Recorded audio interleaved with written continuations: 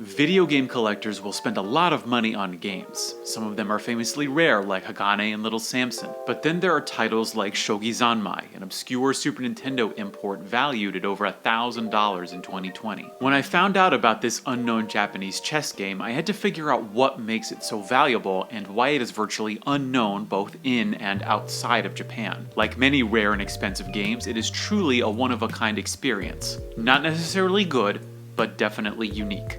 I'm your man out of Japan, Jay Contra, and if you'd like to see more about Japanese retro games, you can subscribe to my channel and see exclusive videos over at Patreon.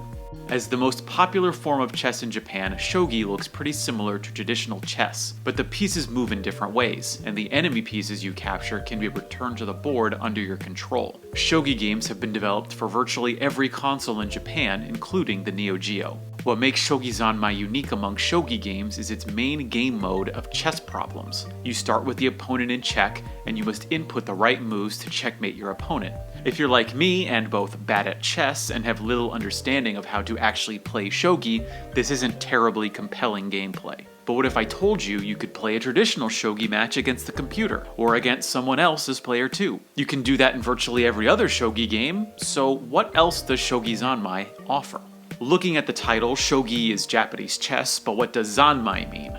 At an abstract level, Zanmai is the Japanese term for Buddhist meditation and concentration, a state that leads to the development of a luminous mind. It can also mean the physical concentration of many elements together, like in this curry dish at the popular Japanese restaurant Kokuichi. I believe Shogi Zanmai represents that second meaning. It truly brings together absurd elements of shogi in a way unmatched by any other game that I've seen. The first oddity is Mawari Shogi, a goofy variant where 4 players race around the board, promoting their pawn until the first person wins the game by becoming king. My favorite bit of Shogi Zanmai is the Galaga-style shooter where you blast away at enemy shogi pieces. It's not on the level of contemporary shooters like Donpachi, but it's enjoyable for a few rounds. None of these features add up to a game worth more than $1,000. There are plenty of wacky games out there that you can buy for much less money. I think the game's rarity truly comes from its position in the history of the Super Nintendo. On December 22, 1995, Shogi Zanmai hit Japanese store shelves with 16 other games for the Super Famicom. Titles like Final Fight 3, Record of Lodoss War, and Tengai Makyo Zero, an RPG that would get a fan translation in the far future of 2017.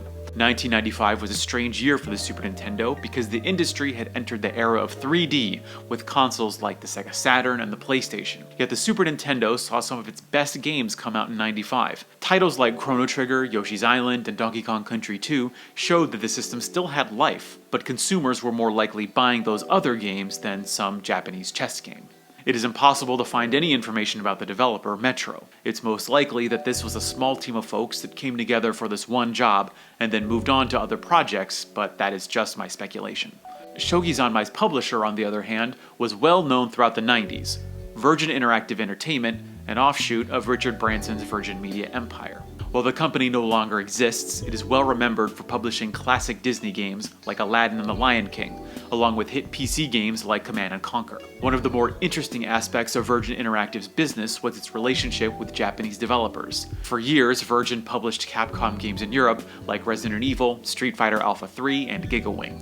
What is perhaps not so well known is Virgin Interactive's business publishing games in Japan. Particularly in the Super Famicom era, Virgin published foreign-developed games like Rendering Ranger R2 and The Mask in Japan. They also published locally developed games like Gurume Sentai. Shogi Zanmai fits neatly into this last category, a small game created by a team of Japanese developers published by the local arm of a foreign conglomerate. No one knows how many copies of Shogi Zanmai still exist. If I had to guess, Shogi Zanmai was probably printed with the minimum number of copies required by Nintendo for a publishing license. Extremely rare Super Nintendo games are often said to have been printed at 10,000 copies or less, with fewer surviving to the present day. When researching for this video, I couldn't find a single copy on eBay.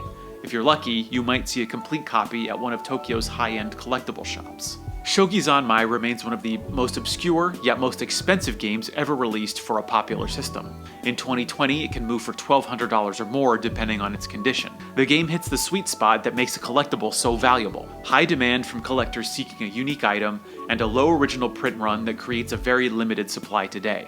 It's not for me to say if you should spend more than $1,000 on Shogi Zanmai, but I do think that it has a unique publishing history behind it, and its quirky gameplay can be entertaining for a few minutes. What really strikes me is the story of a game that quietly became one of the most expensive imports for the Super Nintendo, in spite of the fact that nobody knows anything about it.